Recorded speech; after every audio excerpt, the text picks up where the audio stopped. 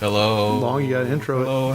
Hello. Hello. Hello. And welcome, Jason, man. Jason. We got a guest hanging out today. Hey, thanks for having me. Oh, no problem, man. We've been talking a while about like What a sexy voice. you were real excited. Well, thank you.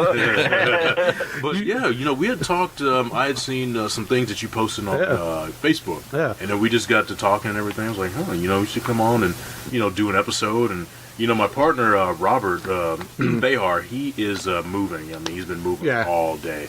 So he was like, yeah, well, ask him if I can, just call in. I was like, okay, but. You told me, it didn't work. I've had issues with Skype. Yeah. We'll get, but I mean, he'll be around. Yeah. I mean, so plus Comic Palooza, we can always do an episode there, and and you guys can come on and do some things with us. So yeah, man, Houston media, trying to build this thing, and it's interesting that now it's like in the age of podcasting and having your own show. More and more shows are springing up here. Right. Because I remember when I was trying to get this together before. It seemed like, there was nothing here. Like now it's like we got you guys, we got, Bayou City Geeks, we got, some other things, Cult 45. Cult 45. We've been on there. And Random Randy Savage. Yeah. And, we've been on there. So, I mean, I like that, it's kind of building up. The only thing is, and it was a big point brought up, in the film community, there's no unity. Now, the thing is, I mean, I haven't seen that, with, podcasts or anything like that, but, with different filmmakers, you got egos and everything, and that is a good point, but I mean, it's good to see that, we're all trying to help each other, get bigger, because, I mean, if we unite, it's only going to be better for the time. Oh, yeah. Yeah, absolutely. There's been many times I've picked the brains of fellow podcasters. I remember when I was first learning about audio and equipment, Justin over at Mind Fudgers, and, I've reached out to him, like, learning things, so, yeah.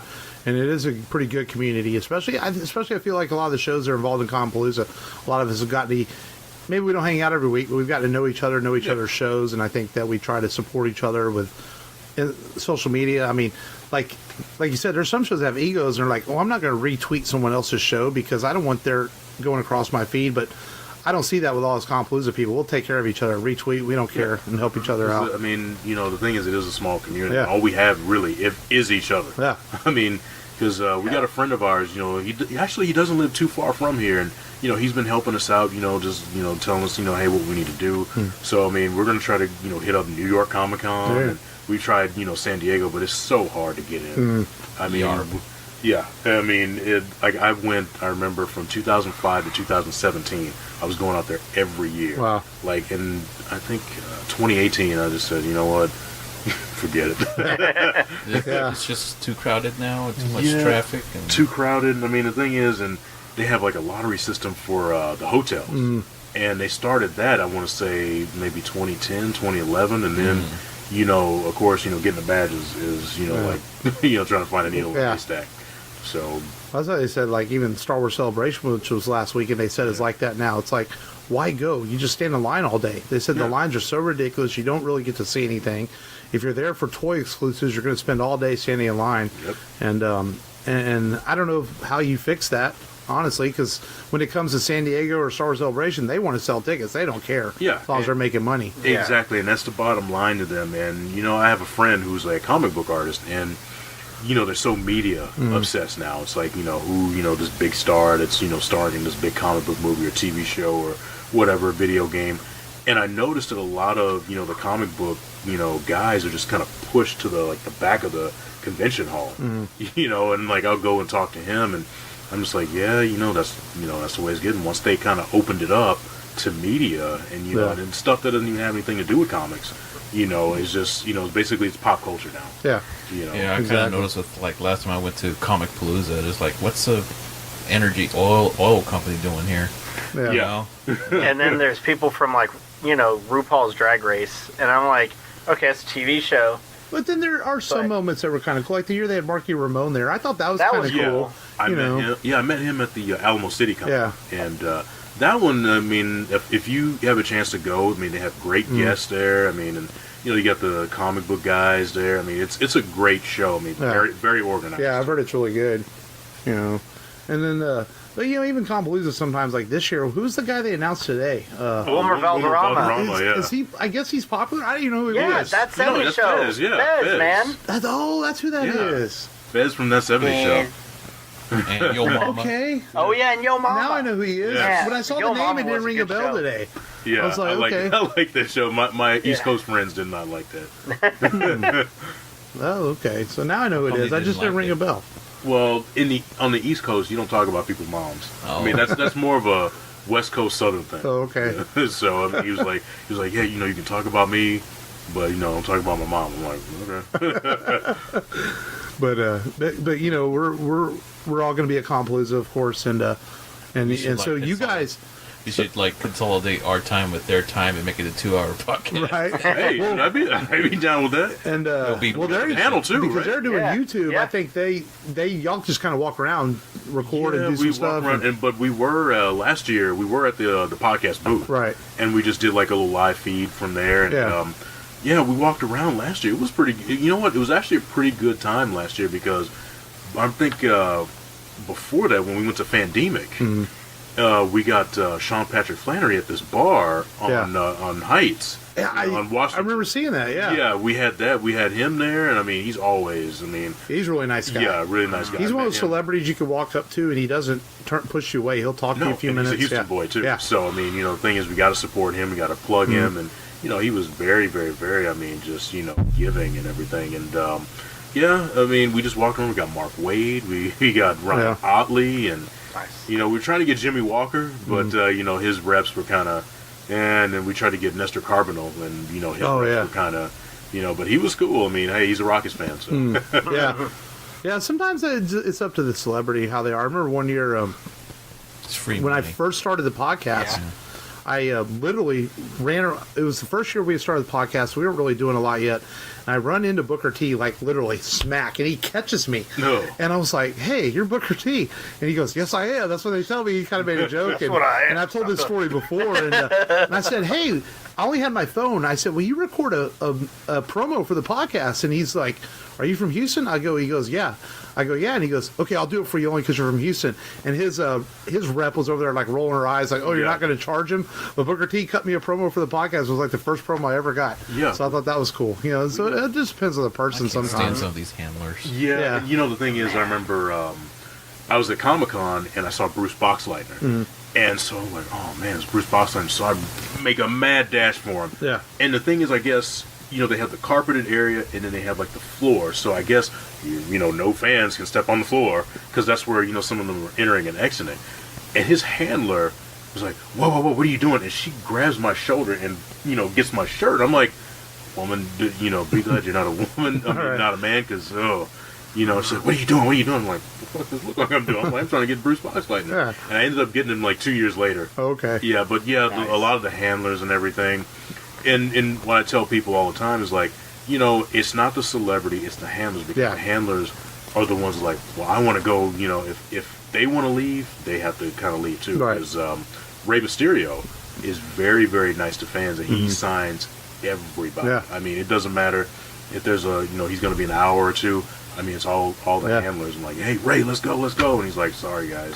That's how Danny Trejo was a few years ago. He would have stayed all day, but then they told him, hey, he had to leave, because he signed some stuff for us and didn't even ask for money or nothing. He's like, yeah, I'll sign it all because I have a buddy of mine who drew, actually he's on the wall over there, he drew a machete, and we took it to him. We gave him the original art, and Danny signed a bunch of stuff for us. His security guy's an asshole, though. Yeah. I remember one time, I think this was the same Compalooza you're talking about. It was 2013. Yeah, that sounds about right. Yeah, and 2013, I got a picture with him, and I was like, hey, what's up, Danny? And I reached my hand out to shake his hand, and his security guard just knocks it away. I'm like, God damn. Yeah. I mean, I'm not trying to, stab the man. You can see Yeah. my hand is very open, no weapons, and I'm just like, okay, I see, My first experience with a handler was whenever I was getting Jake a picture with Lou Ferrigno, and I was like, it said $45, and I was like, I bet if it's just my son, then, she'll see, a little 5-year-old kid, maybe cut a deal. But no, handler's like, 45. I'm like, great. Like, all right, well, I tried. But it was cool. He got a picture with the Hulk. Yeah, I mean, he charges a lot. I remember 06 of Comic-Con, he was charging, I think, like 80 or 90 Yeah. for a photo, yeah. Lou Ferrigno is not cheap. I mean, Yeah, sometimes these guys, I see these prices, I just think, who do you think you are? It's just like a little ridiculous. yeah, I think Yeah. Leonard Nimoy was charging, I think it was 60, I think. Hamill was charging $100, and then there was one year, '92, when I first started going to cons. He was not signing any Star Wars stuff. Yeah. He had the Black Pearl, and he was heavily promoting that, and he just would not sign anything. But yeah, he was pretty expensive. And even Hamill now, in recent years, he's only like 150, which isn't bad considering the level of celebrity he is. Yeah, but I remember Mike Tyson was like 90, 80 or 90. I'm like, yeah, because I think Hulk Hogan runs about 90 to 100. Yeah, and the thing is, let's see, I know Ric Flair and Sting, they were 50 each. Yeah. So I was like, that's cool. Let me get your autograph. Yeah, because I think Frank, who's used to be on our show, I think he got flared, didn't he? A couple years ago, I think he paid did. about He was 50 debating for it. on it. He's like, I don't know. And you're like, Frank, I made him that get is Flair. that's your idol. Yeah. You know you're going to I regret told him, it. if you don't get Flair, you're going to regret it. And Yeah, and he's come. I think he might be coming here. I think he's going to be here this year. Yeah.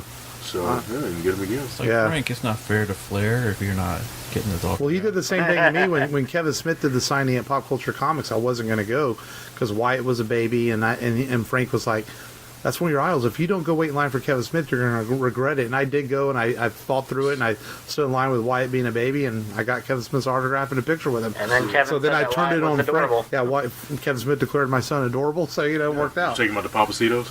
Oh no! Yeah. Because he loves Papacitos. Oh, does he? But I met him. I was I was at Comic-Con. It was late night. It was probably about almost 1 o'clock, and I'm in the elevator, and then I'm walking out, and there he is, right there, and people were stopping him, and Yeah. tired as hell. I mean, just looked like shit, and been up all day, and he took a picture with me. So Yeah.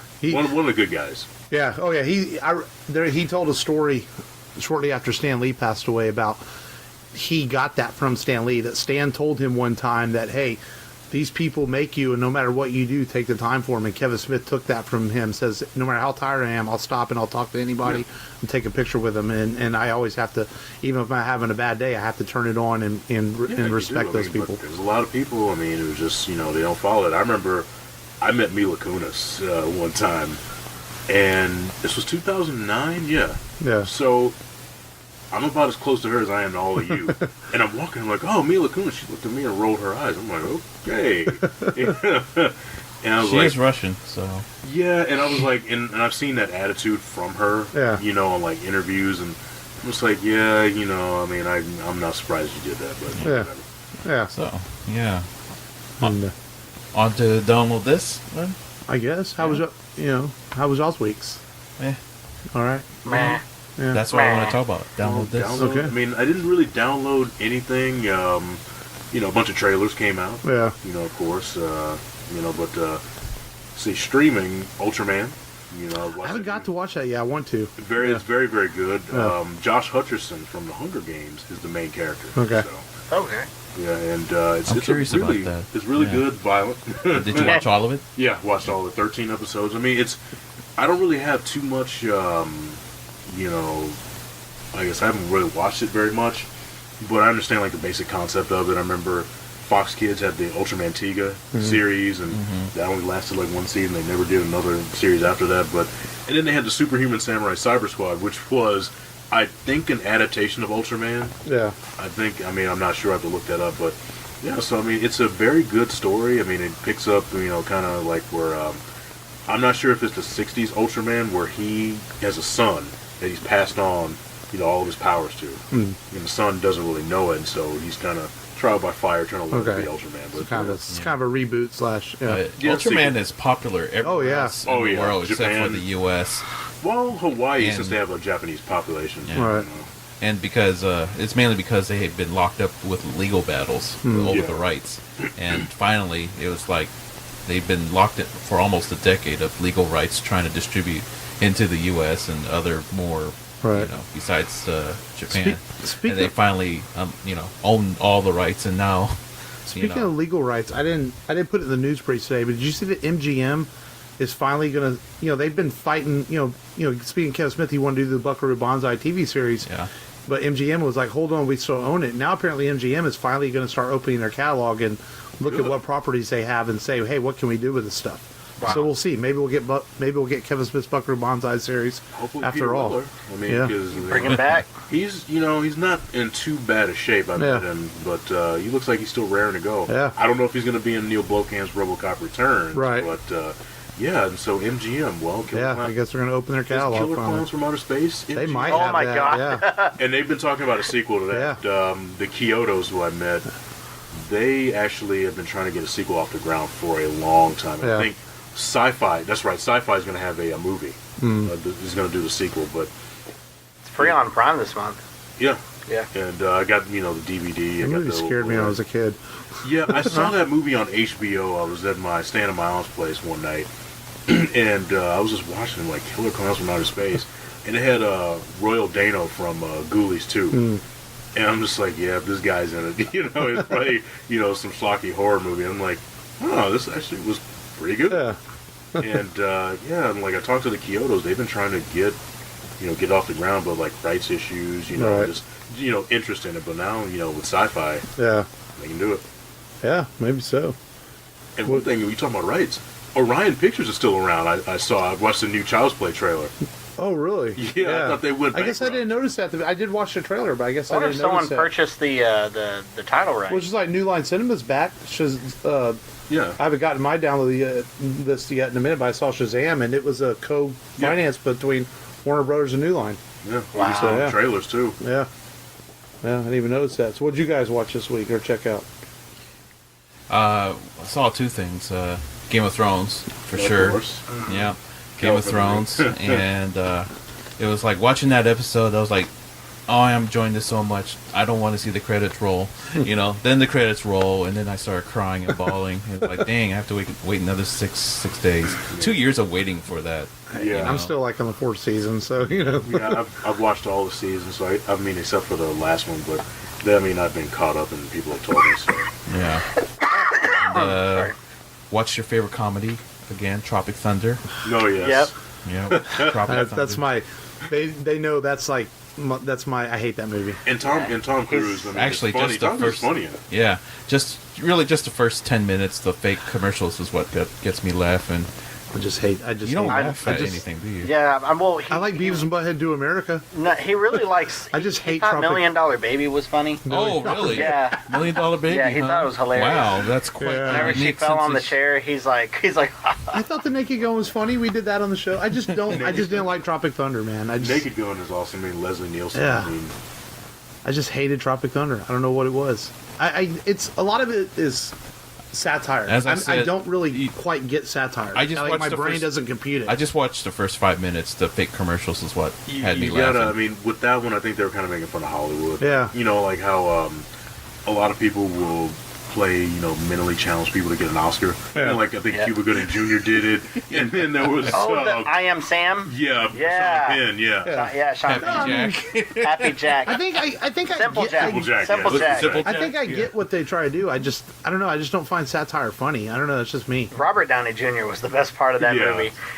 And then whenever he had to speak, he's like, I know a little Japanese or I know a little Korean. He's like, and in subtitles, I have some shrimp for your daughter's head. And they're like, huh? Everybody loves that movie with me. I don't know. And Robert Downey Jr. got an Oscar nomination for it. Did he? Yeah, Yeah. because he portrayed, he portrayed a different person, or he... He got an operation where he colored his skin black Yeah. for this movie, and he undergoes like this procedure, and so he's like this world-renowned actor, Yeah. and he's supposed to be Australian, like I guess blonde hair, blue eyes, and he undergoes this procedure. He turns himself black.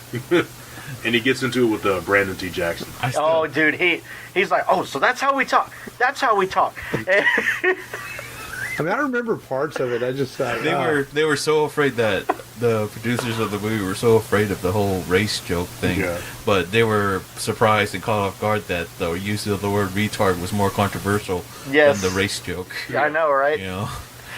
It's like of all the controversial things and crazy things, the crazy undertones that movie had, that's what stood out. Yeah. it's usually the way it is. sometimes. Ironic because it's a medical term and not an actual slang. It's true. Yeah. Or a musical term meant to slow down. Oh, Yeah. Retard. Yeah. Yeah, but people have used that word, so negatively. Yeah. In the past, I In the guess 30 90s, years. yeah. Mhm. But I did. What did you watch? Check out. I watched Van Wilder. I was trying to figure out The first one or the first prequel? one.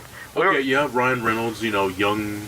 He's like what, Yeah. 3. All I remember is the dog Tara scene. Reid is in it. Yes, very. Oh yeah, the dog scene. I always where remember Shaq's the off dog scene. I think she was at Comic Palooza. She one was. year. Yeah, was it last year or the year before? A couple. Year yeah, 'cause before. remember she Year looked before.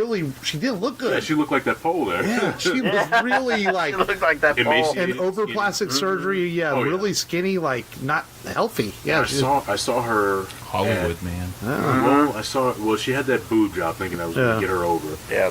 But she had It was Franken botched. boobs. Yeah, it was botched, and then I think she tried to fix it. yeah. And then I saw her at Comic-Con one year, and she was still looking kind of, but Yeah. Worse for wear. Who was it? Was Cherry Darling, Rose McGowan. Remember the year she was Oh at my Compalooza? God, yeah. She looked terrible too. well, didn't she shave her head and all that shit? Yeah, she did. Maybe she had a wig on for that Compalooza. But I remember she looked rough. It just goes to show you see these people in movies and television. You see them in person. She and looks they're- like if Kris not Jenner all- was a Street Fighter player and she got beat by, I saw at the end. I saw Terry Hatcher at San Diego Comic Con. She's gotten old. Oh man, I didn't recognize her. Yeah. It was like she was surrounded by security. It's like, Which is like- I yeah. didn't even recognize her. Well, like last year when Michael Chiklis was there.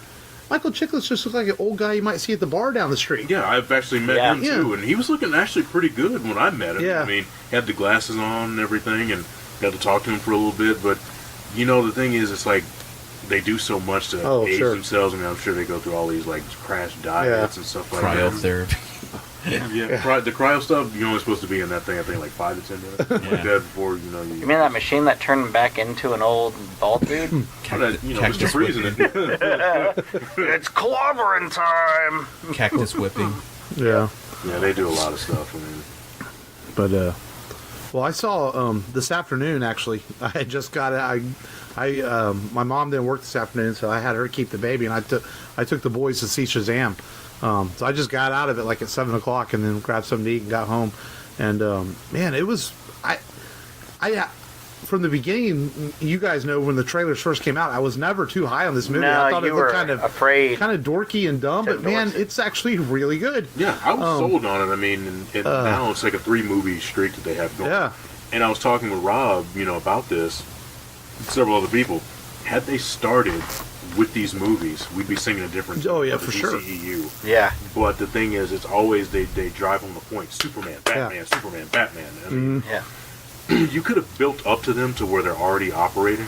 Well, because and I don't blame them for using what had already worked in the past. yeah, but the thing is, it's like if they're trying to copy Marvel, I mean, Right. they started off with a guy who really, I mean, Iron Man, good hero on the page, but people It was always weren't a B. sold, Was always a B character. They Yeah. weren't so sold on him. So Yeah. like now he's like an A+ player, and they should have looked at that and said, okay, well, here's we got Wonder Woman. We haven't had a Wonder Woman live action movie. Yeah. Joss Whedon tried, and I think when he made Avengers and it made all that money, I think some execs said Warner Brothers got fired or something Right. like that. So Yeah. I mean, I Yeah. think it's kind of poetic in a way, since Wonder Woman was like the first successful female superhero movie. yeah. Mm-hmm. And, Well, I mean, she deserves to be. She's the and, best. yeah, and it's funny because they beat them to the punch before Marvel could. Yeah. And that's the same thing. Same thing happened in the comic book world, What did Yeah. Joss Wonder Woman Whedon was- do for Marvel? I mean, for WB before he went to He's- Disney. I mean, he's the Buffy the Vampire Buffy. Slayer, Oh, okay. Firefly. Angel. Firefly, that's Yeah, right. Angel. Yeah. So But- he's pretty well versed. He wrote Alien 3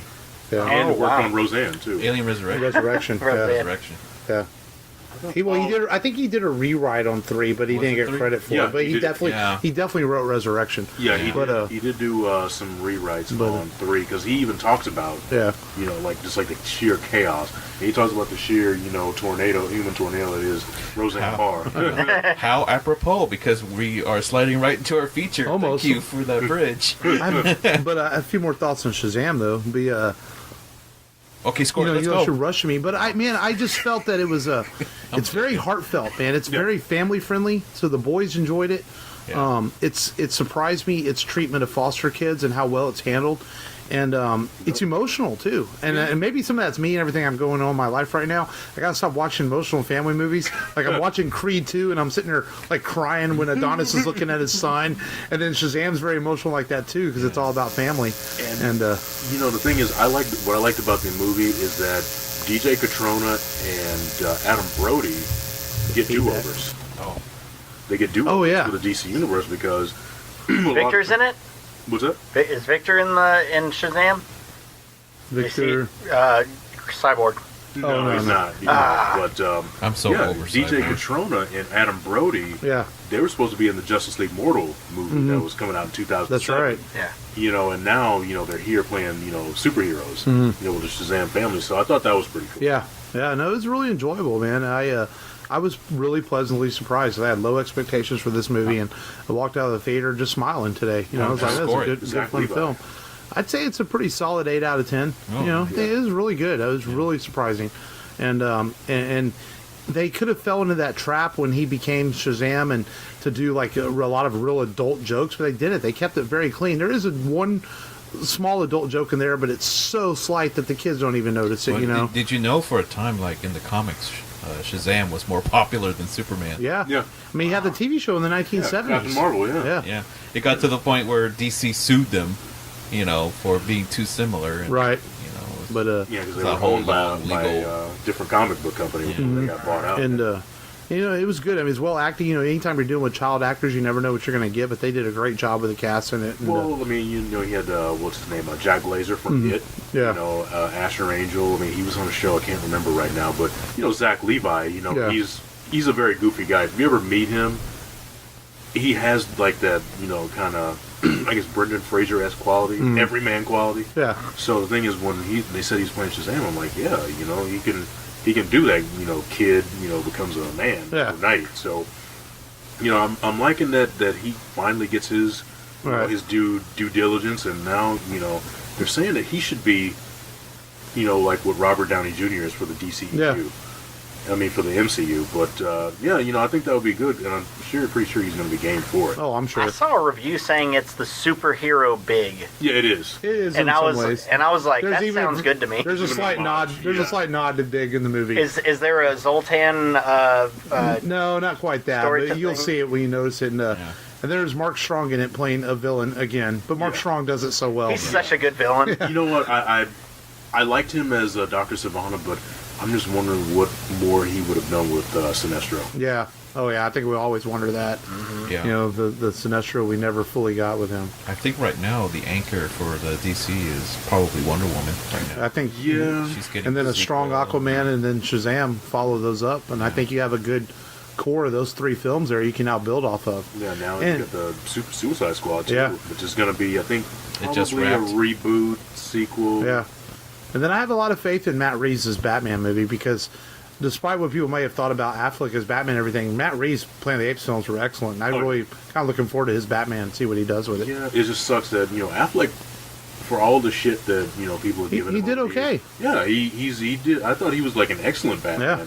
The only thing is just that those movies failed him. He didn't fail the character. And, I always tell people my favorite scene of him as Batman is when he's first introduced, and it plays like something out of a horror movie. Yeah. When he's like, when they see him, and then all of a sudden he's just moving so fast, and like, wow, that was kind of like a, he looked like more monstrous than he was human. Mm-hmm.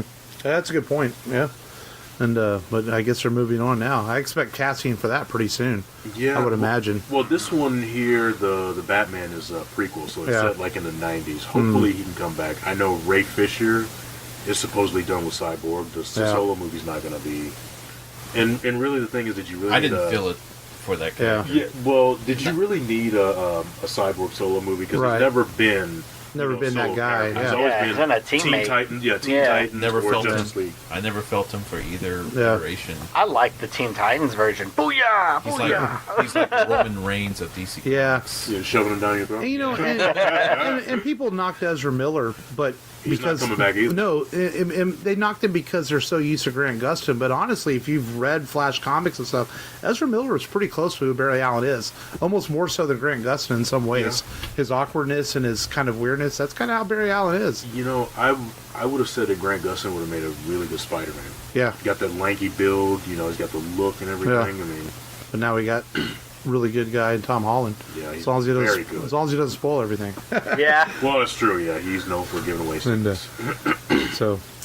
But that's what we all watched this week. So, I guess we get into our featured film, which is a movie that's celebrating, man, it's 40 years old. It's just, and we keep doing these movies just keep making me feel old. But that 19... Talk to a kid who's like 20, and then you'll feel old. Right. Yeah. Oh, it happens at work. But 1979's Alien, man. Ridley Scott. It's a sci-fi classic. I remember the first time I think I saw this was, I think this is one of those movies I saw after the sequel. Because I saw Cameron's Aliens when I was, probably 13, 14 years old, and it blew me away. And I went back and watched Alien and remember thinking, like, oh, it's okay. Because, you watch Aliens, you watch Alien, you're kind of like... Yeah. But it's one that, as you get older, you respect it more. You realize, wow, this is actually really good. So when was the first time you guys saw Alien? Oh, I mean, I saw it on ABC. It was the movie of the week. And I was probably in the first grade, maybe. And it was a big deal. I remember back in those days, and kids today won't really get it, but it was a big deal when, a movie of that magnitude, like, Ghostbusters, Premiered on TV. ABC. Mm-hmm. Yeah, I think it was like 1987. And then I remember 87. Remember NBC had the Karate Kid. Mm-hmm. And, seeing all these movies as like a kindergartner, I mean, this was, kind of, mind-blowing. So, I mean, that was an event. NBC also had Star Wars, too. Mm-hmm. And, when I saw it, I mean, of course, they made numerous cuts for the violence and whatnot, but, I mean, it legitimately scared the hell out of me. and added stuff, too. Yeah. Yeah, to fill that... They used to add stuff to fill in TV back then. Yeah. Well, some of the deleted scenes that they didn't put in the theaters, or, they would record, certain footage, right. For, like what Scary Movie did, for the networks, they recorded alternate footage. Yeah. And, I mean, just seeing that, I'm like, man, this is, and I remember seeing the comic book and reading that afterwards. I'm like, wow, this is, some good stuff. And over the years, you appreciate it. I remember we did this movie in my horror film class. I had a horror film class at UT. And we would talk about it, and it was really, it melded two genres, sci-fi and horror. Yeah. And then you got a lot of things afterwards, like with the Life Force and, and then several other movies that I, can't even think of right now. But it was the first of its kind, and it really established, Ridley Scott, because I think he was just a commercial director. Yeah, at that point. Before that, yeah. And then that movie showed that he had one of the best eyes in the business. Yeah. And for visuals. Good vision. Yeah. Yeah, some of the visuals do hold up. Yeah, I saw that. I watched it last night, and I did feel that right away, that the visuals hold up. The cinematography is... and Ridley Scott, even in his movies he makes today, even Prometheus, cinematography, even Alien Covenant, even though it wasn't as good, cinematography-wise, Ridley Scott always picks really good cinematographers. Oh, yeah. His movies look really, really good on screen. There's a cinematic feel to them that you should have with a cinematic film. With Legend, I mean, that movie did not do well. It was a cult classic, but, visually, it's stunning. Mm-hmm. Oh, I Am Legend? No. Legend with Tom Cruise. Oh, the movie that he forgets to talk about. Yeah. I was like, I didn't know he directed I Am Legend. So when was the first time you saw Alien? I think I wasn't in first grade, but I was definitely in third or fourth. And like you say, you used to see these movies on television, and they would repeat at the same time every day, pretty much 2 times a day, same time. Yeah. I remember it moving a little slow for me, I guess, but it was creepy. I always saw it as a creepy movie, and then, boom, the alien pops out in the middle of the film, and you're like, it's a build film. You have to let that tension build. Definitely a sick, sadistic part of the film whenever people are just being impregnated by aliens, in a sense, through your face. Just the way all that happens, and just there's a weird, nasty sexual aspect of the movie. And there's a lot of weird reasons for that we'll talk about. When was the first time you saw it, Long? I've always... Remember seeing this? I've always seen it on TV, but I always catch the last part of it. When Sigourney Weaver, Ripley was in the shuttle. Yeah. And I've always never seen the whole movie until 2011. Really? Yeah. That's when I finally sat down and watched the whole movie from beginning to end. I really liked it. But before then, it's like all my life I always see the movie on television, but it's always the last 15 minutes of it. Yeah. Always. But I still stood around, still hung around and watched the rest of it. Right. So I basically spoiled myself for 20, 30 years. Dude, it's funny you mentioned like the sexual aspects of the film. A lot of stuff was by accident because they had this script and like they were coming up with these ideas like how to make this work. Like they purposely the original script had one of the females getting the face thing on it, but they changed that because they felt like, wait a minute, that's picking on women and showing like an alien rape of a woman in a way. So they changed it in the script. Like, we can't do that. And same thing with the acid blood. That was all by accident. They wanted to give a reason as to like why would they just not shoot these things. Oh, it has acid for blood, so we can't just shoot it. Yeah. It's funny how these great movies, they're now classics, that things happened by accident in them, just because it was practical to do it. Even though if it wasn't the original script. Yeah, I mean, like Ripley was a man. Yeah. And they changed it to a woman, and now Sigourney Weaver forever would be known as Ripley. Immortal. Well, yeah, that too, and just forever immortalized, in the pantheon of badass tough chicks. Because she takes on this alien by herself. Yeah. And a year before you had Halloween, so that's where that whole final girl trope comes in. So with Jamie Lee Curtis, and then they continue that tradition in '79, and like, well, hey, here's Ripley. All these tough guys here fall to the alien. Yeah. Here's this one resourceful woman that outsmarts it.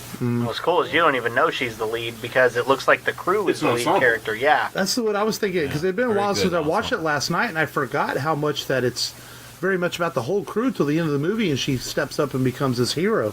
Yeah, Yaphet Kotto was so natural in that role. Yeah, and it was so down to earth, or you could relate to the characters, because the first thing they talk about is like, well, are we going to get some overtime for all this stuff? Right. Yeah, and it's like space truckers. Yeah. And it's it's still one of the early movies, as you mentioned earlier, Jason, that it was definitely one of the earlier movies that portrayed women in a strong role. And then I watching it last night. I forgot that out of all all the alien movies always have an android in, and Ian Holmes, Ash. I thought that Fassbender was pretty creepy as David. Man, Ash might be creepier. He's really like as frightening as the alien is almost in this movie, especially the end when he's all tripping out and he takes the newspaper and like shoves it in her face. I had kind of forgotten about some of those scenes. Yeah, and because I think your mind naturally always remembers the final scenes in this movie. Yeah. And then when you go back and watch it again, you're like, oh yeah, I forgot about that. And then he's really, really creepy. And then if you watch it, whenever you watch the movie knowing that he's the alien, you realize he's staying out of... he's android. He's hanging back from the conversation and just analyzing what's going on, because he's trying to figure out how to bring this thing back home. Yeah. And I guess for whatever lab purposes. Weaponize it or make money off of it. It's kind of... And it has a lot in common, now that you say that, with Jurassic Park. Yeah. They were trying to, the embryos, and everything, sell them, and... and then, in later sequels, they're trying to figure out, we got a theme park, so they're trying to monetize it and everything, or, and it also has in common with George Romero's original plan for Day of the Dead, where they're supposed to have a zombie army. Yeah. Oh, yeah. And they wasn't there a movie that, like a funny movie where there's like German zombies and... There was. They come back from the dead, Yeah. And they're like blowing up people in tanks, and I'm like, this is weird. Slight tangent, you mentioned Final Girl. Did you ever see that horror spoof called The Final Girl? No, I didn't. I've always wanted to see it. Yeah. Yeah, it's an indie horror flick, and it's about like... I can't remember, but it kind of makes fun of that trope of the final girl, and... I have to Google it and find out. It's kind of like Tucker and Dale versus Evil in the way. Sigourney Weaver's breakout film. Oh well, yeah. Yeah, she was on Broadway, and she came onto this, and she wasn't the first choice. No.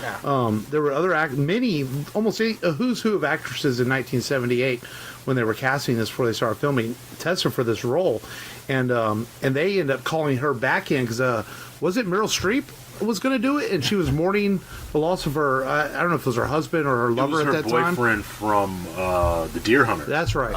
So Meryl Streep backed out of the role, and they called Sigourney Weaver back in and gave her the role. So again, kind of by accident, she got the role of this film. But here's the thing, though: had Meryl Streep done this movie, do you really see her doing sequels? No. Exactly. Yeah. Well, they didn't even want Sigourney Weaver for the sequels. The studio did. Yeah, James Cameron fought. He said, "I'm not making this film without her." And then, boom, they paid her the money. And then Oscar nomination too. Yeah. Yeah,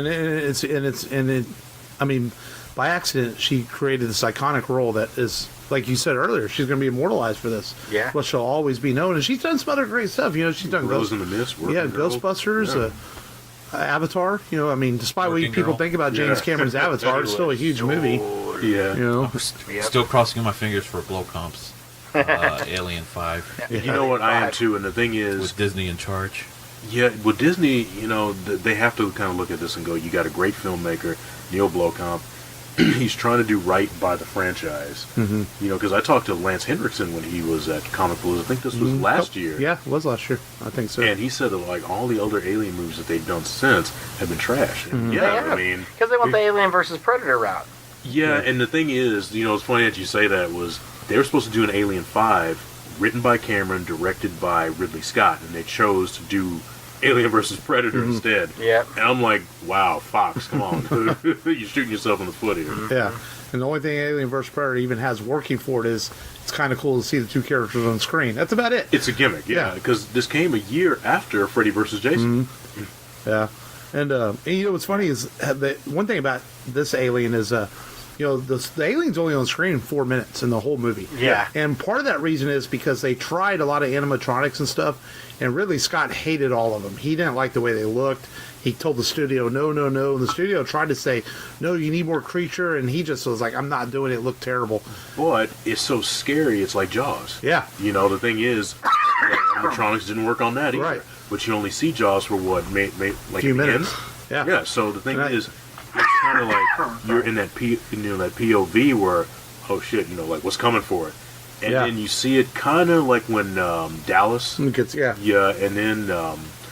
at the end. So I mean, it's just tension. You build that tension up, and nobody really knew what the alien looked like. So I think it is it's why the it unknown, works. And they used a very tall, very skinny, articulate man. I can't remember his name. He's an African guy. To be in the alien suit. From Senegal. Yeah, and he was able to like turn his body and torque it to move like the alien and wear this suit and give it this lifelike feel. Yeah. And it works on screen. And granted, it's shot in the dark some to cover up maybe some of it, but I couldn't tell rewatching last night. I think it holds up really well for a 40-year-old film. It's probably just the best way to represent that alien, because if you don't know what it looks like, I mean, it's hiding in the shadows. Yeah. So you have to kind of have some light in order to protect yourself. But I mean, there's footage on YouTube of seeing this actor do the alien, and there's like a bunch of test footage. Yeah. And we didn't even talk about the chest burst scene, which is iconic in its own right. Oh yeah. And the fact that they use real animal guts and stuff, and they packed fish guts. John Hurt's character, they packed him with all these fish guts to explode out of his chest, and they didn't tell the cast. So like Sigourney Weaver, Tom Skerritt, everybody had no idea that it was going to be real guts. So their reactions are all real when they start smelling it and see it all coming out when the explosive devices start blowing up on John Hurt. And I thought that was really kind of funny filmmaking that they did that to get that real reaction. Later parodied in Spaceballs. Yeah. And that scene is still frightening even to this day. The same actor. Yeah. John Hurt. Was it the same actor? Oh. He had the special. That's right. That's right. Yeah. But and that scene is still to this day like very creepy. Just he's sitting at the table, and all of a sudden you're like, if you've never seen the film before, you have no idea what's going on. Yeah. I would love to see someone who had never seen Alien before just to watch their face as that scene unfolds. Well, you got a bunch of kids out there I know. who've never seen it. And speaking of which, I don't know if you've heard about the play that some kids in New Jersey did. I saw that. Yeah. And I saw some of the footage on YouTube of it, and I was like, it's really genius. Yeah. It was really well done. I mean, they designed this cardboard-looking alien creature that one of the kids could walk in, and I was like, wow, that's created the sets. Yeah. And Sigourney Weaver actually gave it her seal of approval, too. Yeah, wow. and Ridley Scott. I think even Ridley Scott mentioned that he saw it, too. Yeah, Ridley Scott wrote him a personal letter. Probably only old grumpy man Cameron's probably the only one who didn't, because James Cameron's kind of become a grumpy old man as he's gotten older. Yeah. I mean, he's doing that Terminator, so after however many years, he could have just gone and done Terminator 3, when his franchise was still good. But. And, I don't knock Avatar for what it is, but I really don't want sequels to it. I'd rather see him do something else. But we're getting, 3 sequels? Yeah, 3 back-to-back. Well, he's filming those now. Yeah. Yeah. It's And, a year-long and shoot. he's just producing Terminator. Yeah, Yeah. He's got a lot to do with it, though. I mean, it's good Yeah. that his Yeah. influence is, there. I'm looking forward to it. Yeah, should get a trailer soon, I would Yeah. think. Yeah. It's coming out in November, so I would imagine we've got to get the first look at it pretty soon. Yeah, and they're, Comic-Con, they're going to have something in Hall H or one of these halls here. But Do a screening. Yeah. Screening at July, Q2. was it? Yeah, July. Yeah, every July. Alien is a movie that's definitely going to influence I a will have lot to of. make a confession about this movie, though. Oh yeah, So, I was watching it last night, and I skipped a bunch of it because I knew what was going to happen. It's a really good movie. If it moves a little slow at the beginning. Yeah. if you know what's going to happen, then Well, but I did stay around long enough for some of the nuances and stuff Yeah. like that. But it was like I actually went straight towards the documentary, the All right. 2-hour documentary, because I got the Alien Anthology Yeah, I have that set Yeah. too. Blu-ray set, and it was so thorough. 2.5 hours. It's longer than the movie, yeah. the documentary. Yeah, But it's really.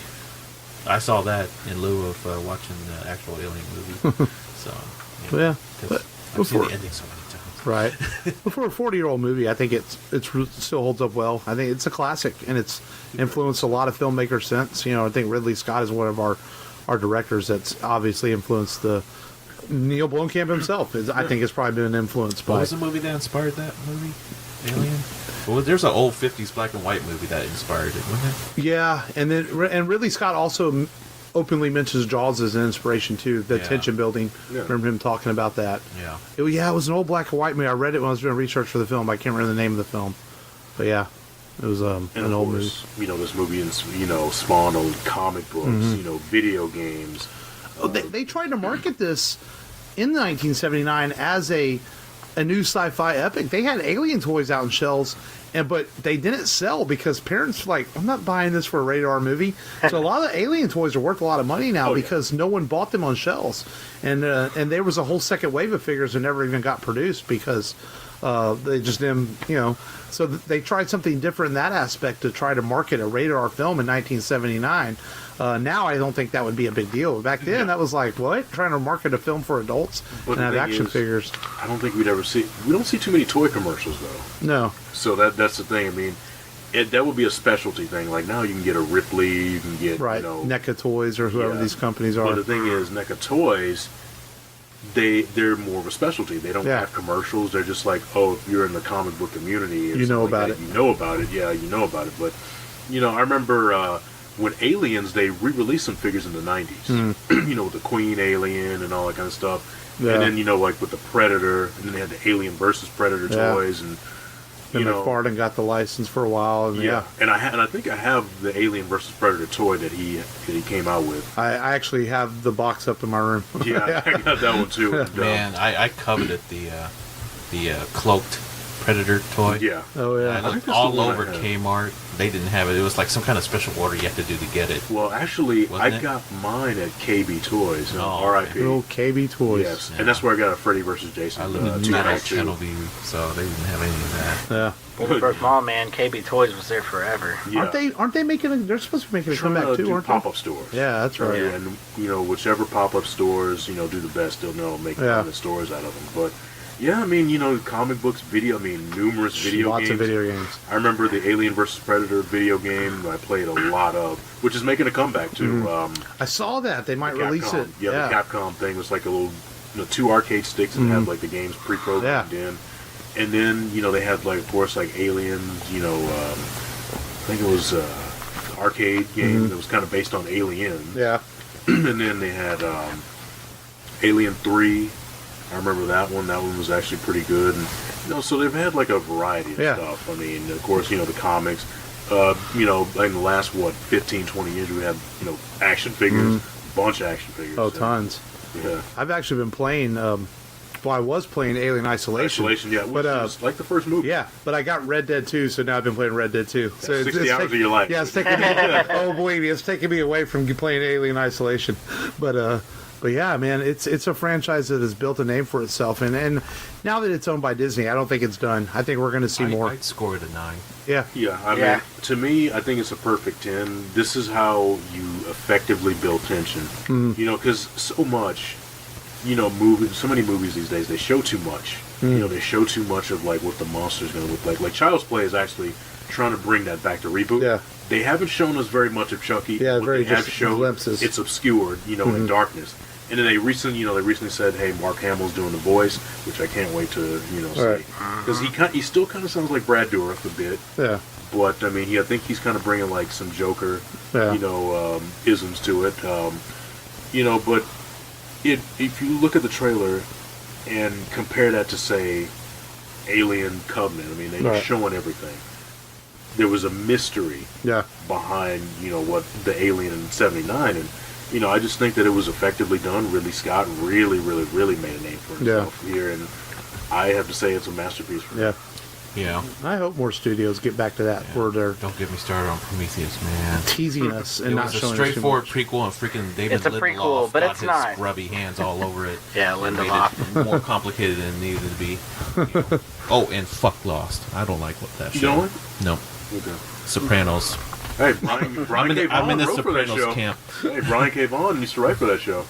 Oh yeah. Yeah. I enjoyed The Last Lost. Man. Well, I could see which ones were the better episodes. Then. I'm also one of the few people that I thought the ending of Lost was good. I know everyone they hated get the off the ending. I island? thought it ended great. Did they get off the island?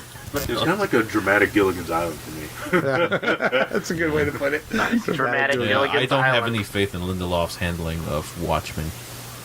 None so whatsoever. You know what? Here's the thing. Watchmen is one of those properties that you cannot do in 2 hours. You have to, and Terry Gilliam, who was going to direct it, even said, you can't make this stuff is so dense. Yeah. You can't condense it in 2 hours. And, the 2009 film is a beautiful failure. Yeah. But I think if they had gone, the HBO route, Originally, just do 12 episodes, 13 episodes. That's what they're doing. I do Aren't think the director's cut is a little better. The 2009, It it is. fixes some of the problems with the theatrical cut. Yeah. But yeah, But I mean, at the end of the day, I mean, That's the other movie I watched. I watched Watchmen. Yeah, but that's yeah. It's on that's one of those Netflix. properties. Is just in order to get it right, you can't do it in 2 hours. Just like Yarp. I guess we can kind of kick off the news with that, like Why the Last Man. It's one of those properties that I guess FX has canceled it now. No, they haven't. Did they? No, Did they confirm no. they didn't cancel it? No, they clarified that just the showrunners left. Oh, okay. So they're Because fine. that's such a good. I read all 60 issues of that, and I always felt like, man, this Yeah, will me make a too. great television show. It's a good And show. I hope it comes out really good because they had talked about doing a movie, and I was like, you can't do Why the Last Shia Man in a LaBeouf, 2-hour yeah. movie, and it needs to be done as a TV show. Seriously? Yeah, His name was attached? and DJ Caruso was attached to the direct Yeah. at one point. Dang. There's been several people attached to it over the years, but I'm glad it's getting done as a TV show, and I think it'll work well on do it. FX. Yeah, Just do it's such a good comic, man. And well, here's the thing, if it's going to FX, Disney owns FX. Yeah. It's a DC property, so Yeah, that's true. Didn't think about that. Right. well, actually, I mean, okay, to clarify with me, FX is going to Disney. Disney. Fox Network is going to Disney too. Yeah. Well, yeah, Yeah. it's the sports stuff that's not all going to Disney. Yeah. Fox Like, Fox News and the sports stuff. is right. staying. Well, like, it's funny because the Fox sports people, they are Disney employees, but they're going to operate as their own entity. It's weird. Yeah, How it's that gonna really work. is weird. Yeah. And a lot of it has to do with money, from what I understand, that because Fox Sports has spent so much money on World Series rights, different sports rights, that even Disney realizes that would cost them too much to try to buy it all out. So they're going to kind of operate as its own entity, even though they own it, from what I I understand. was hoping they'd buy Fox News. I think they sold it off. Yeah. No, they had to because Right. I think the FCC told them It would be a monopoly on everything. Huge monopoly. Yeah. Well, I mean, it's already a monopoly now. I mean, Disney owns Yeah. practically all of our childhood. Yeah. I mean, you think about it right now, it's basically Paramount. it's Viacom. Paramount, Universal, Warner Brothers, Disney, and That's Sony. it. Yeah. It's basically 4 or 5 studios that's left. Yeah. Sony doesn't know how to make movies, unfortunately. Yeah. They don't wanna make Universal. Spider-Man movies. And there's a lot of rumor that Sony or MGM or one of these is going to be next. Somebody's going to buy one of them. So we'll see. Competition, is needed. I think Sony's getting burned out on movies, anyways. They've been.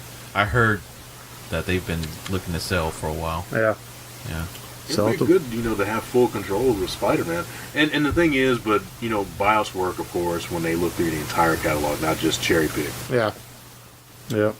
So, And speaking of Disney, did you guys watch the bootleg footage of The Mandalorian? Yes. Man, dude, it looks cool, don't it? It looks Dude, good. Gina Carano. I mean, Yeah. I just one thing I loved about Rogue No. one thing I, Get you happy, huh? Yeah.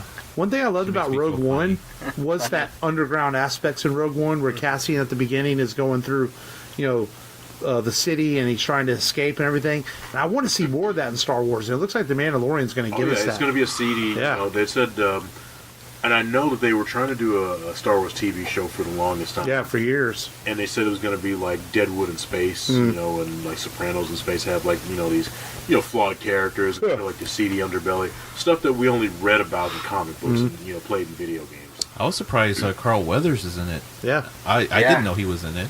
I didn't know Gina Carano was in it. I do. I mean, I remember them talking about the casting, and now Pedro Pascal was in it. I know he was Frontier, in it. yeah. But I didn't know who the supporters were.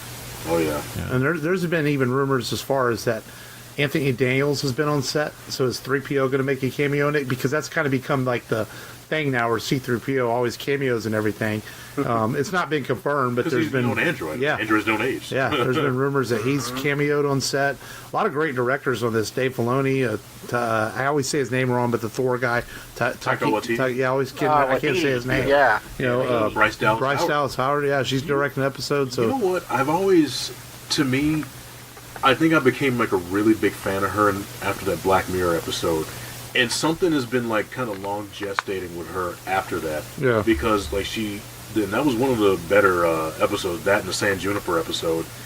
And it was just seemed like, she's going to do something. Yeah. And then like here it is, she's directing, just like her father. She grew up around her dad, so you think hopefully she picked up something. Yeah. But I mean, Disney Plus, of course, now last week announced their price and everything, but I was sold on it anyway just because it's $6, right? That's $6. I was sold just because fucking Star Wars is on it. That alone sold me on it. Now, I'm wondering, are they going to have like all the Marvel, properties on there, like the Avengers and stuff that's been playing on They're saying, and they will, and there's a lot of rumor that they may have a 6-month streaming window.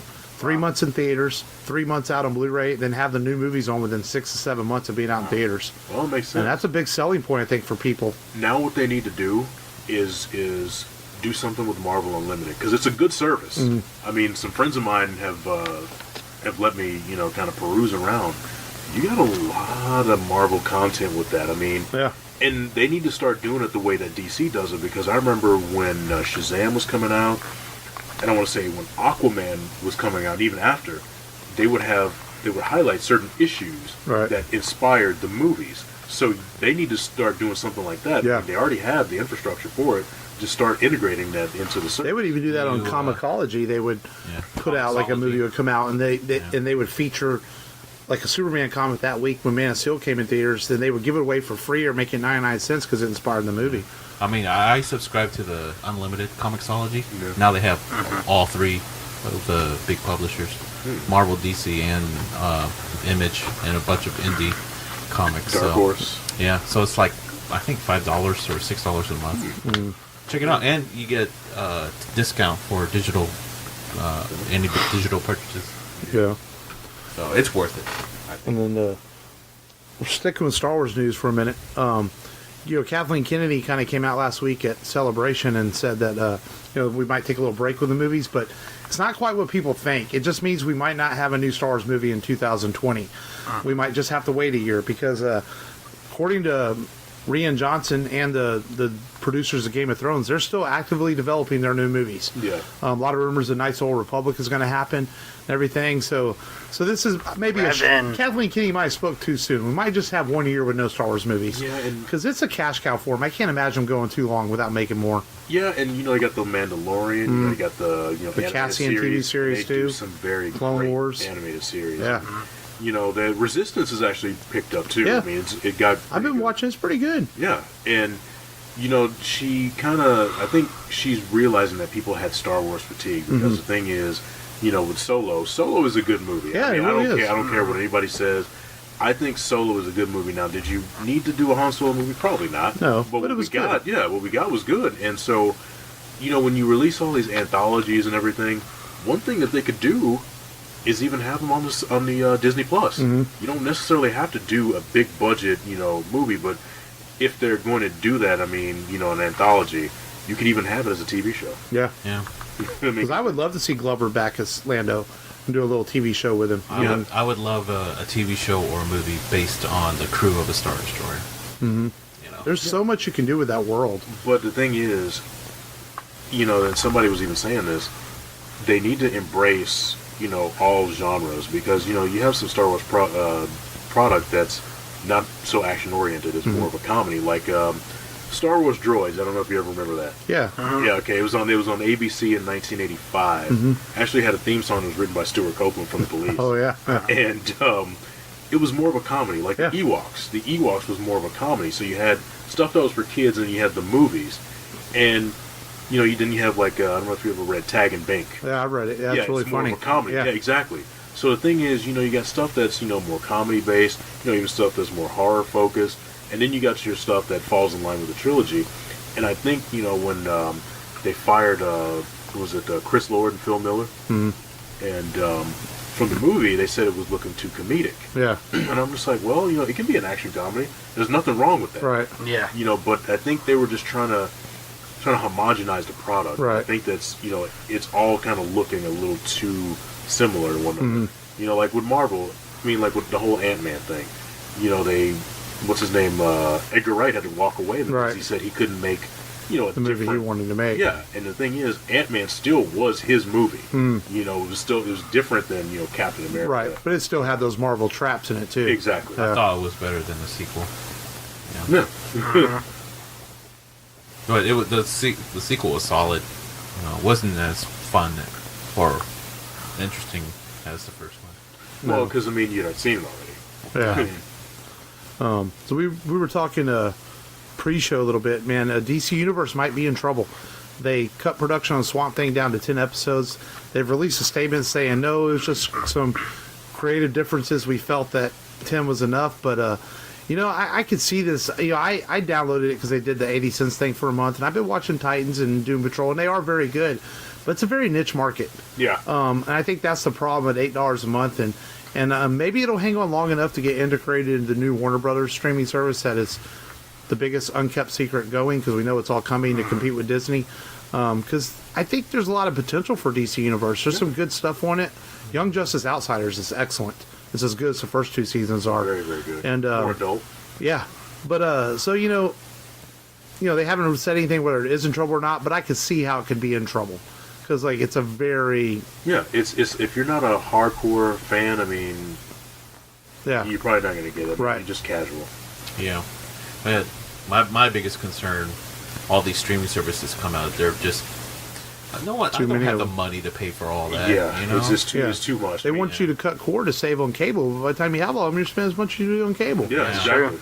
And then it's like kind of keeping up with all that stuff. Okay, well, I haven't watched this in a while, and something's going to get lost in the shuffle. Something, you're going to pay attention to too much to one, and then forget about the others. And it's kind of like, why did they even get this? And YouTube TV jacked up their prices too. Show premium. Yeah, and I know you want to watch Cobra Kai season 2, right? Yeah, well, I've been watching wrestling. I don't have cable, so I've been keeping up with the live broadcast on YouTube TV, which they've done a pretty good job. Yeah. And I do want to unplug in the background the Astros run. That's the only reason. That's the only reason I keep cable is watch the Astros. Of course, yeah. Little tangent though. I'm just going to watch SmackDown, man. I'm not going to watch Raw anymore. It's just such a slog. Even though we got AJ. Yeah, man, it's wrong seeing him on Raw. Yeah. At least Finn is on SmackDown. Yeah. Anyways. A little wrestling corner there. So we go from DC to Marvel, man. The Russo brothers said once the dust settles for Endgame, they're working on a Stan Lee documentary. I think that's kind of cool, man. Yeah. They felt like it was a need. They said they had started working on it, I guess, about a year ago, and and they're going to continue working on it to pay legacy to the man that gave us all this great stuff that we talk about and appreciate. And I think that might be a better idea than even a biopic. They should do a really good documentary about him. Yeah, they were saying that Leonardo DiCaprio wanted to play him. Yeah. Like, you know what? I can kind of see that. I could. Yeah. But I think then somebody said Mark Maron. Yeah, I can see that Yeah. too. Yeah. I can see that He too. looks like Stan Lee. Yeah, and Yeah. I'm sure he could even sound like him. But and I say this: do a Jack Kirby piece as a companion piece. You know, because the thing is, Jack Kirby had just as much to do. Absolutely.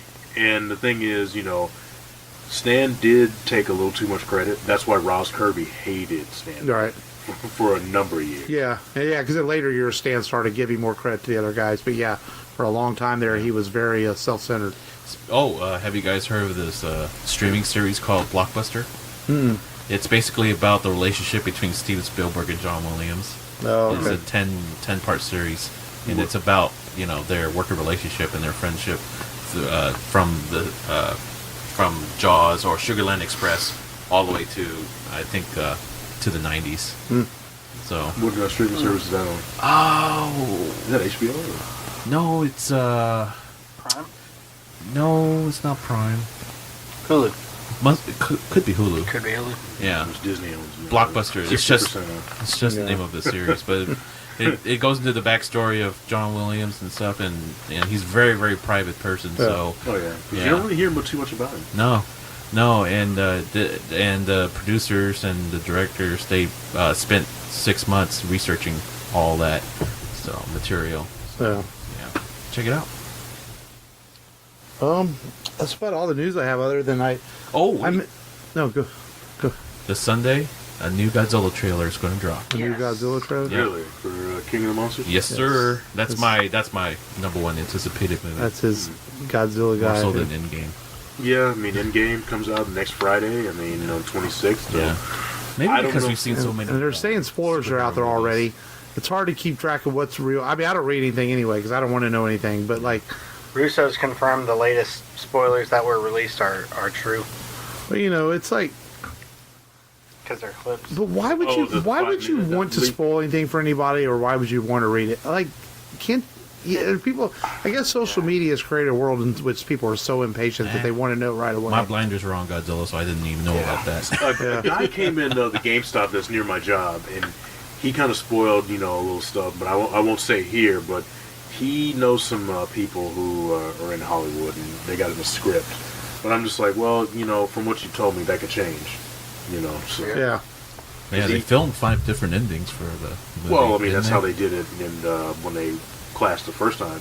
In the Japanese version, Godzilla wins, and the American version, King Kong wins. No, it's King Kong wins, no matter what version. Really? Yeah, I remember Yeah. reading a book, and they said that they did 2 versions. yeah, that book created that myth and spread that.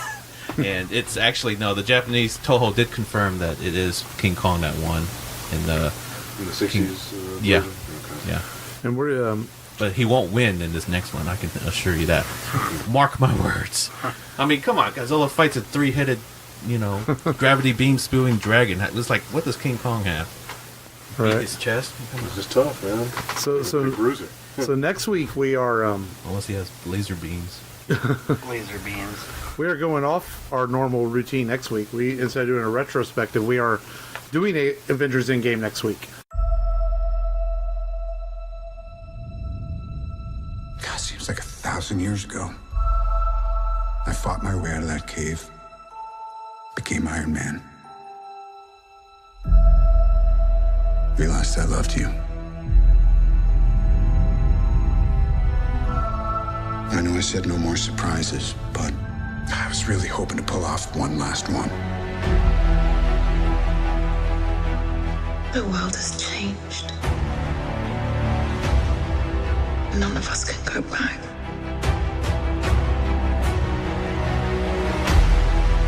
All we can do is our best. And sometimes the best that we can do is to start over.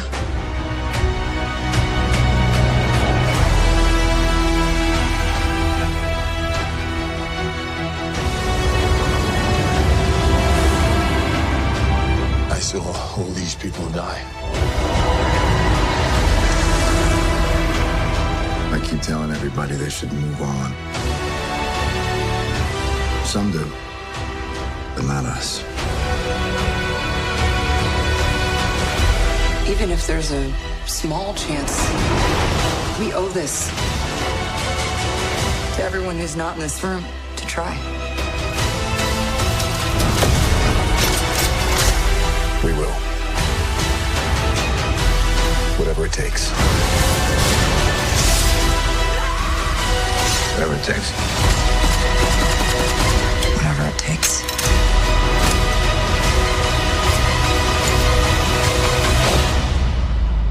Whatever it takes.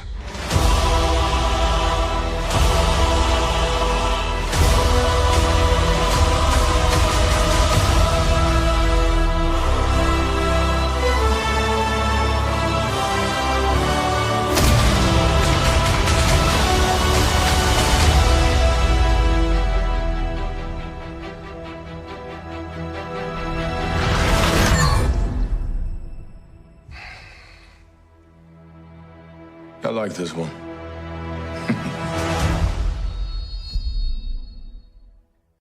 Yes. Because it's such a big film that it takes precedence. But we're going to add some stuff to that. We don't know yet. We're probably going to do some sort of top 10 MCU type thing to go with it next week. So it's hard to preview a film that we haven't seen yet, other than talk about our anticipation. All right, do you have tickets, Jason? Did you buy tickets yet?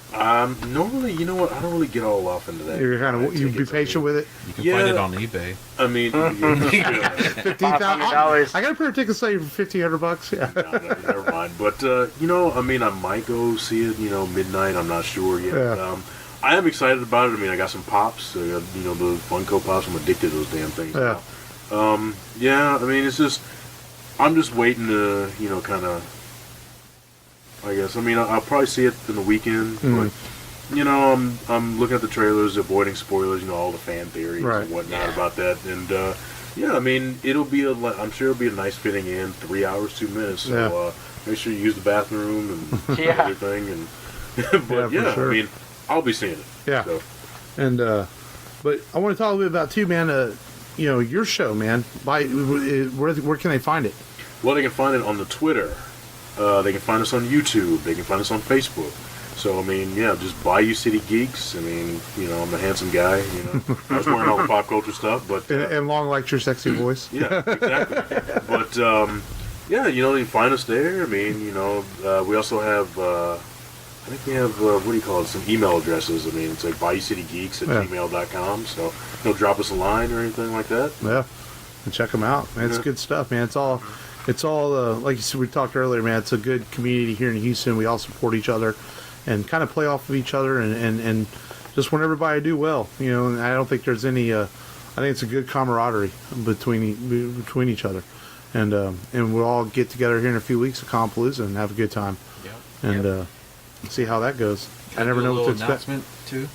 In about 2 weeks, I'll be releasing to celebrate the upcoming Godzilla movie.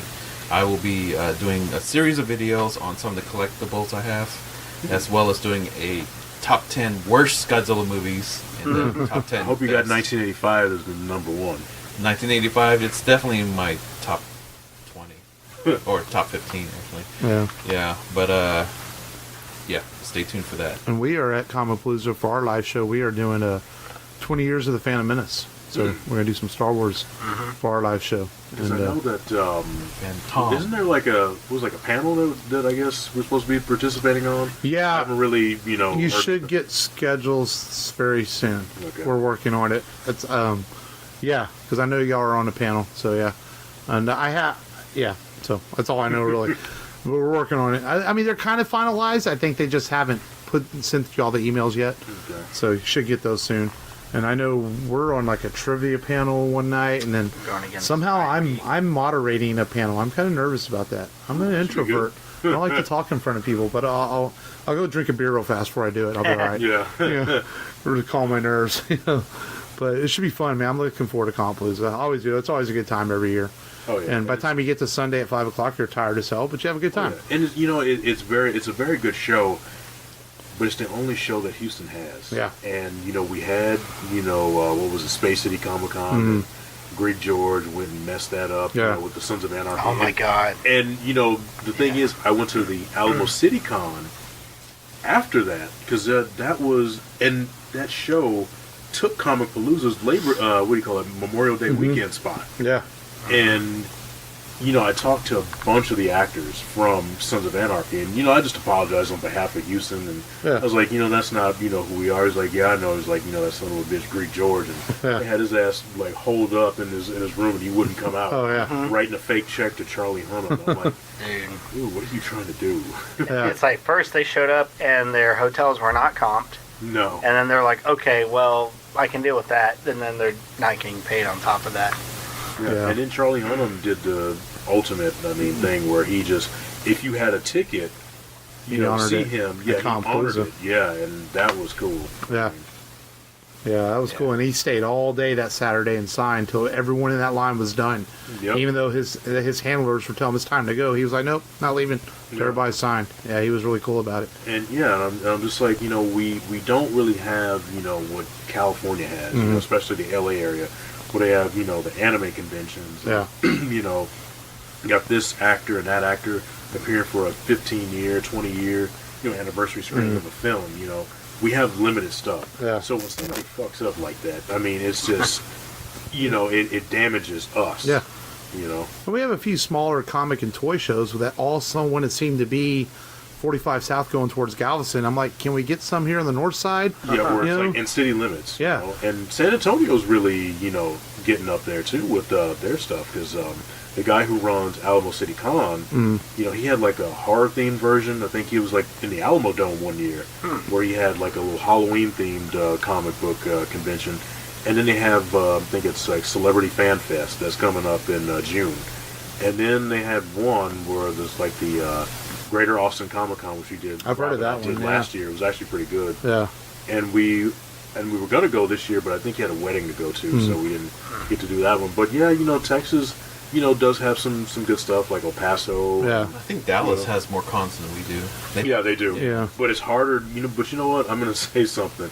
I don't know if it's the Houston and Dallas rivalry, whatever, but it's always been so hard to get into Dallas Comic-Con.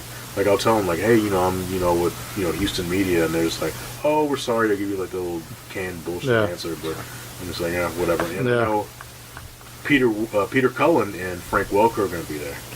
Yeah, Daniel at Misfit Toys, who we talked to last week, he's going just to see Peter Cullen, I believe, to Dallas, because he's a big Transformers guy, and, but, he's expensive to get to cons. He's a voice actor, but he can cost a con like $150,000 just to bring him in. Yeah. That's as much as like a big time actor. Yeah. It's like really expensive to have him at a show. Yeah. Well, the voice of Optimus Prime. And Frank Welker, too. And, those guys have been around for years. Yeah, and Jeremy Renner, too. He was charging like $165 for his picture and autograph. Yeah. A couple years ago. And then he just kind of, I think it was 2014 or 2015, yeah, and he signed a few autographs, took a few pictures, and went back to his hotel room. Yeah. Because he flew in just for the day to do that and then flew out. Yeah. No, well, actually, no. He kind of signed a few and then just left. Yeah. Left a long line of people waiting. Hey, I don't know. Guess that's the way it is. Yeah. But, man, I think that's anybody have anything to add? That's all I got, man. But you can find us at the RebelRadioPodcast.com. And on all apps, of course, and on Twitter at Rebel Radio Pod and Facebook and all that good stuff. And thank you, Jason, man, for coming and hanging out, man. Thanks for having me. It was a good time. We got to do this again. Got to get you on our show. And hey, for all you guys out there, support Houston media. For all you Houstonians who are listening, even if you're not, just support, media, especially here in the Houston area. We're the fourth largest city, but we're behind on our media, so if we can get your support, that would be great. Yeah, because podcasting, man, it's fun. We get to talk about, it's our outlet for things we can talk about and get our geek culture talk out there, which is people at work might look at you weird if you start talking about this stuff, but this is our way of doing it. Yeah, that's true. And there's still some pockets of the universe that kind of look at us, even though nerd culture is a huge moneymaker. Right. Yeah. But there's still some people. Yeah. There's still people who kind of look at you crazy when you start talking about this stuff. Exactly. They're like, what? Freaking normies. Normies. Yeah, it was normal. But as always, though, man, this has been Mark. This has been Matt. This is LT. LT. This is Jason Elliot from Bayou City Geeks for this episode. All right, I appreciate you coming out. It was a good time, man. And until next time, as always, remember, go to RebelRadioPodcast.com and just go there and do it. Do it. This is Booker T, Hall of Famer, and you're listening to Rubber Radio. Now, can you dig that, sucker? Hey, you're listening to the Rebel Radio Podcast. My name is Sean Patrick Flannery, and I hope you dig the podcast.